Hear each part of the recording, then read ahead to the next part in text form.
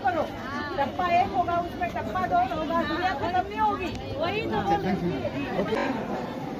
हाँ नाही बाहेर पण आहे ना, तुम्हाला लोक वाढवावं लागतील आणि हे असं भरपूर तुम्हाला स्पीड वाढवावी लागेल। आता किती वेळात घेतो आपण?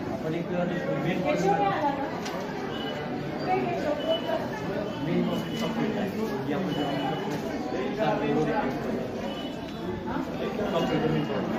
आता तुम्ही घेऊन भरून टाका भरायलाच आपले लोक